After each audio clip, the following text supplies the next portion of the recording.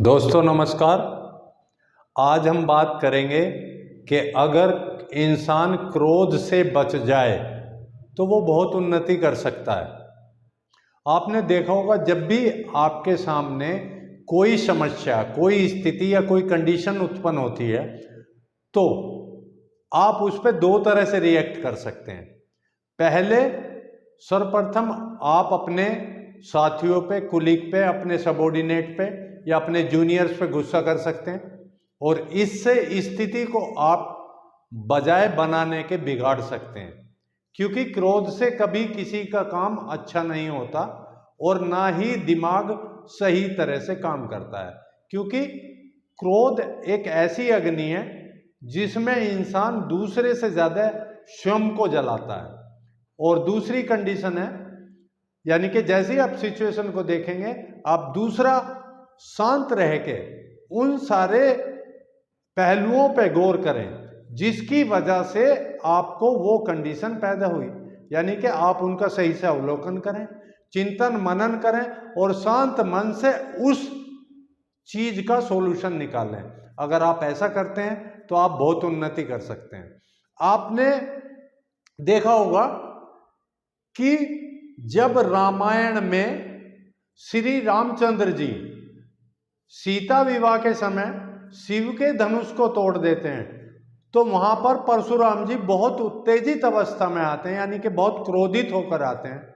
लेकिन रामचंद्र जी बिल्कुल भी टस से मस नहीं होते और बार बार उनके क्रोधित होने के बाद भी, यानी कि बार बार परशुराम जी के क्रोधित होने के बावजूद भी वो शांत मुद्रा में हमेशा विनम्र भाव से उनसे बातचीत करते रहते हैं और इसी तरह उस भयंकर परिस्थिति को टाल देते हैं और बाद में परशुराम जी स्वयं ही रामचंद्र जी के सामने झुक जाते हैं या नतमस्तक हो जाते हैं या सहमत हो जाते हैं कि जो आपने किया वो सही किया।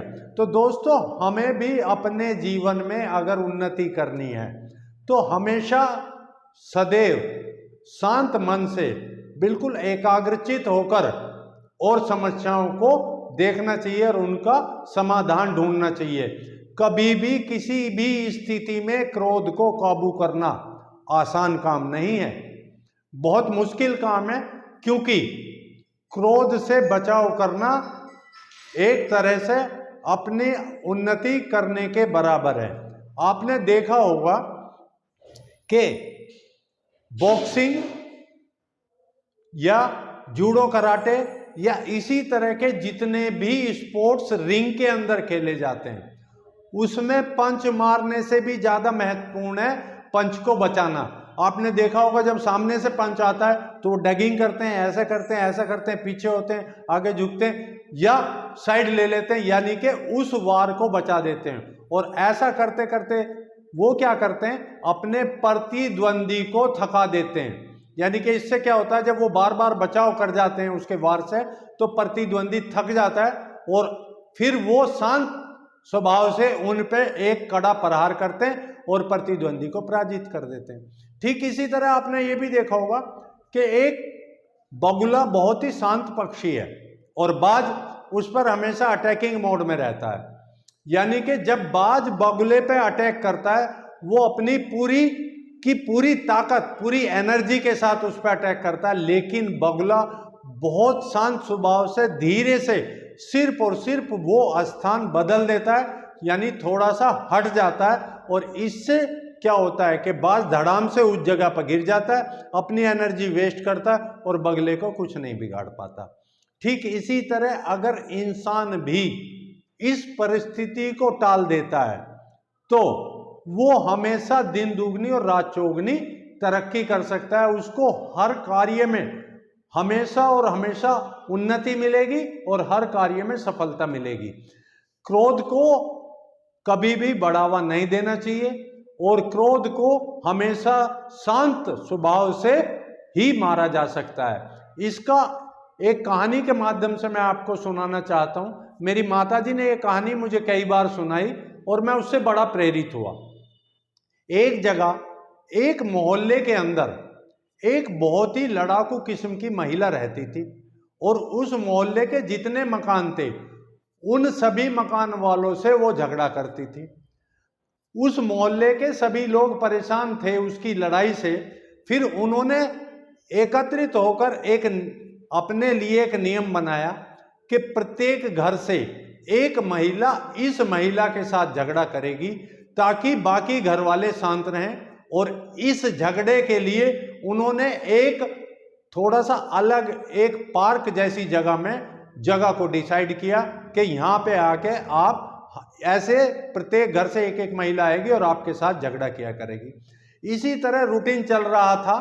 लेकिन उसी मोहल्ले में एक लड़के का विवाह हुआ और जिस रोज उस घर का नंबर आया उस औरत से झगड़ा करने के लिए, तो वो लोग बड़े चिंतित हुए कि अभी एक हफ्ते पहले हमारे घर में शादी हुई है, इस नवविवाहित दुल्हन पे क्या प्रभाव पड़ेगा कि ये ऐसी जगह पे रहते हैं, ऐसे झगड़ालू लोग हैं। जब उनकी परेशानी को देखा तो उस नवविवाहित जो दुल्हन थी उसने पूछा कि क्या माजरा है, यानी कि क्या वजह है जिसकी वजह से आप सब इतने परेशान हैं। उन्होंने उस पूरी कहानी को उससे बताया कि इस मोहल्ले में एक ऐसी महिला है जो बहुत झगड़ालू है और उससे झगड़ा करना आसान नहीं है। तो वो कहती है कि ठीक है, आपकी बारी कब है? तो वो लोग कहते हैं कि कल हमारी बारी है, यानी कि हमारे घर से कोई एक महिला इस महिला से झगड़ा करने के लिए इस पार्क में उपस्थित होगी। वो नवविवाहित दुल्हन कहती है कि मुझे कल का मौका दिया जाए, इस महिला से कल झगड़ा मैं करूंगी। वो लोग बड़े आश्चर्यचकित होते हैं और सब उसको मना करते हैं कि वो बहुत ही भयंकर लड़ाकू है और बहुत बुरी बुरी गालियां देती है, आप उसका सामना नहीं कर पाओगे। तो वो कहती है कोई बात नहीं, आप मुझे मौका दीजिए, मैं इसको परास्त कर दूंगी। सब लोग उससे सहमत हो जाते हैं और अगले दिन वो नवविवाहित दुल्हन उस महिला से झगड़े करने के लिए निश्चित स्थान पर उपस्थित होती है। जब वो महिला खूब जोर जोर से झगड़ा करती है और बुरी बुरी गालियां उसे देती है तो वो कुछ नहीं बोलती और बैठी रहती है घूंघट करके। जब देखती है कि सामने लड़ने वाली महिला थोड़ी सी शांत होती है, वो अपना एक हाथ ऐसे निकालती है और अंगूठे को ऐसे हिला देती है। उस अंगूठे को देखकर जो लड़ने आई हुई महिला थी वो दोबारा से आग बबूला होती है और फिर जोर जोर से लड़ना प्रारंभ कर देती है। 15 से 20 मिनट या आधे घंटे बाद जैसे ही उसका थोड़ा सा फिर ढीलापन होता है, यानी कि वो आवाज उसकी कम होती है और उसके झगड़े का जोश कम होता है, ये नवविवाहित फिर दोबारा से ऐसे हाथ निकालती है और उसकी तरफ ऐसे अंगूठा करती है। वो फिर उसे गालियां बकती है और फिर जोर शोर से झगड़ा करती है। यही दौर 8 से 10 बार चलने के बाद वो जो महिला लड़ाकू थी या लड़ने में बहुत ही अभ्यस्त थी वो थक जाती है और उसका गला भी बंद होने लगता है, यानी कि गला पड़ जाता है, उसके गले से आवाज निकलनी बंद हो जाती है और वो नवविवाहित फिर उसकी तरफ 1-2 अंगूठा कर देती है।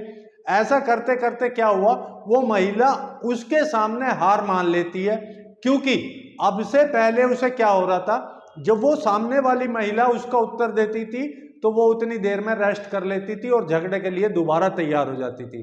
लेकिन इस चुप रहकर इस नवविवाहित दुल्हन ने उसको ऐसा मौका नहीं दिया और इस एक चुप ने उस महिला को परास्त कर दिया।